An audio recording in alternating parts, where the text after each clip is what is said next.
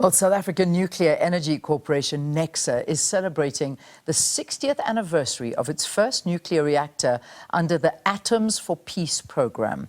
SAFARI-1 belongs to a unique club of a few operating research reactors in the world to reach such mileage in operations. SAFARI-1 is used in about 10 million medical procedures, saving millions of lives. Necsa is leading innovation and research in nuclear technology.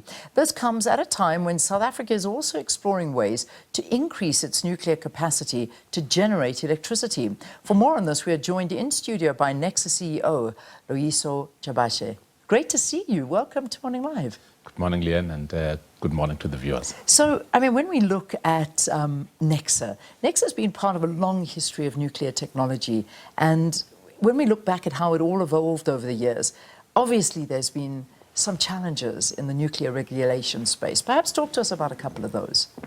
Great, thank you. Quite correctly, Necsa has been really in the nuclear domain for many, many years, with the Necsa starting as Atomic Energy Board well back in the 1940s. And to what it is today as Necsa. But however, this reactor that we are celebrating 60th anniversary of went commercial in 1965. And at this point in time, we are saying we're looking back at the mileage that it has gathered and the work that it has done for us as a country and as a company.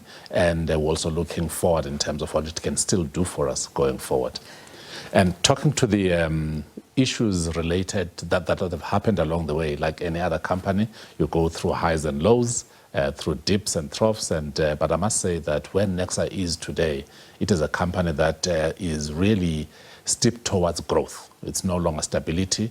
We went through a stability phase in the last 3 years, but now we're looking at growth, and we're looking at growth projects to take the company to greater heights. Yeah. As it pertains to nuclear regulation, I believe that South Africa is really at the forefront of nuclear regulation. We've got a national nuclear regulator, the NNR, which always keeps us on our toes. It follows the great international standards, and it is also appreciated that there's a lot of benchmarking internationally as it pertains to these regulations. So in the introduction, I also spoke about, the issues of South Africa's energy supply, and we do know this. I mean, it's no secret, we live it every day.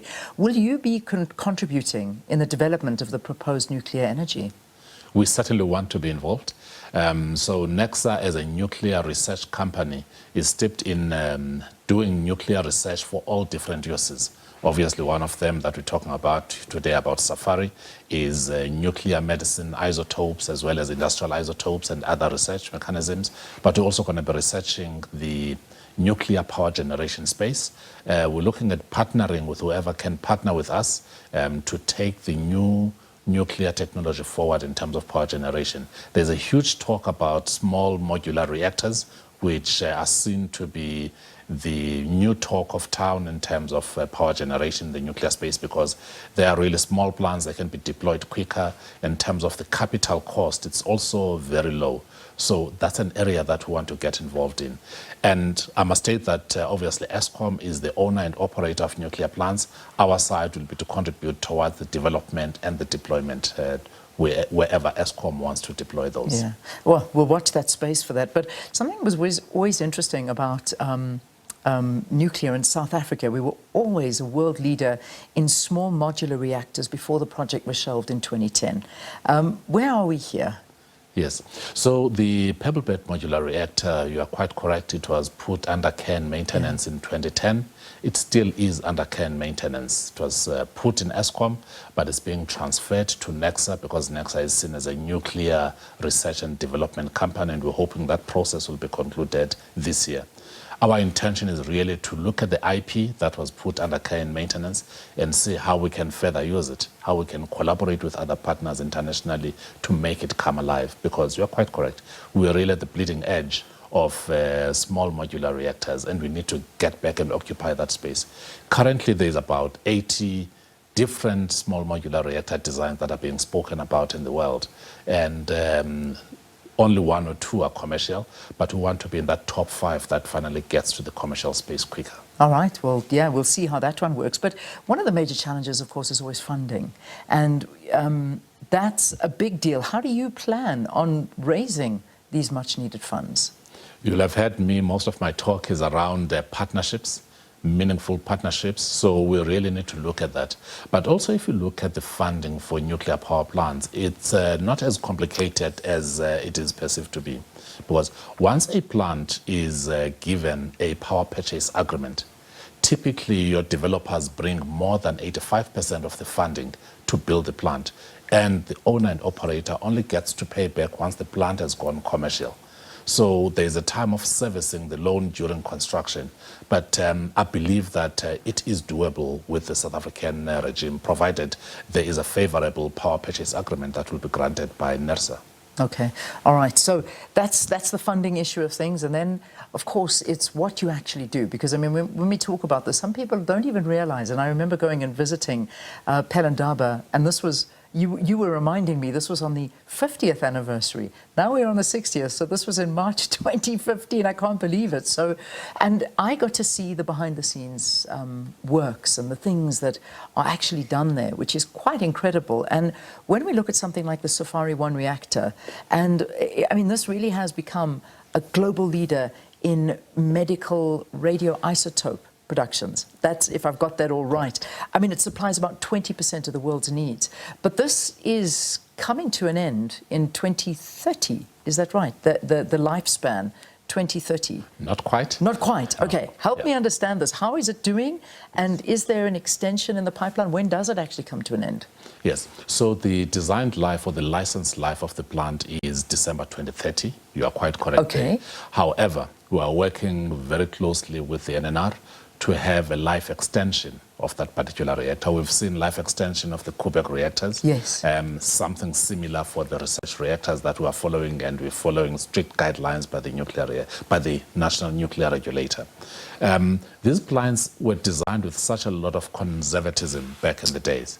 So there's still quite a lot of life and longevity that these plants have. We've done some analysis. Our engineers and scientists have done the work. We foresee that beyond 2030, it can still give us another 10, 15 years.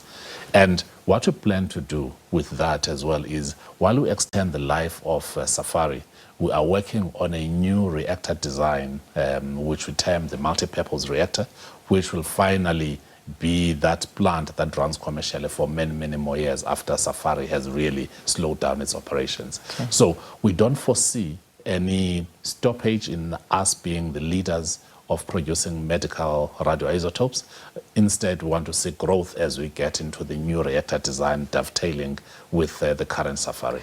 I mean, give us an example of the contribution to South Africa's scientific and technological advancements. I mean, this was commissioned in the 60s. It's been a long time. So let's talk about it. What exactly are we talking about? So if you look at the mandate of Necsa, which is primarily nuclear research, but also drawing the spin-offs of the nuclear research and making them generally available. What Necsa has done since SAFARI is that we've contributed a lot in the academic space.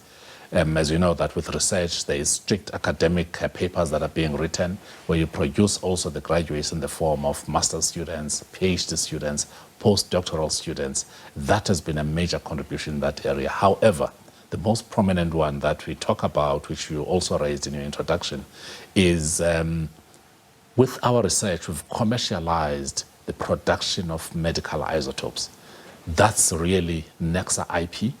And with that, we do extract these isotopes, we manufacture them, and we sell them quite profitably into the global sphere.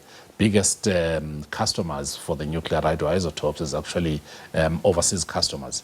We are starting to see the growth within the country and within the continent, and we are wanting to drive that very strongly. So it's twofold. It's fundamental research as well as commercialized research, drawing in that much needed forex. Also, a lot of research into cancer, diagnosis and treatment of cancer. I mean, this is something that I'm not sure people know about. Very true. So these isotopes are actually the most novel way of treating cancer. Instead of the old ways that we've heard about, this is very incisive treatment wherein the isotope gets directly linked to a protein that has got an affinity with a specific organ in the body, and it goes straight to that to diagnose and treat. That is a story that is needing to be told more and more, because this is proudly South African story. We do also have the academic institutions in the form of Steve Biko Academic, Prince Albert Luthuli Hospital that we are collaborating with in terms of accelerating the work, the preclinical work, the clinical work, as well as the industrial treatment. Loyiso, as we wrap this up, just one final question to you, because one of the biggest concerns always when we're talking about nuclear, alarm bells always seem to go off on people's heads. They think nuclear and they think safety concerns. Perhaps you want to just talk about the safety standards in operations that you do. Yeah, I must say that the nuclear industry is a very well-regulated industry. It is regulated locally by the nuclear regulator, and in the international space, we do have the International Atomic Energy Agency, which is a sub-body of the United Nations, which oversees and provides guidance in terms of how this technology should be harnessed.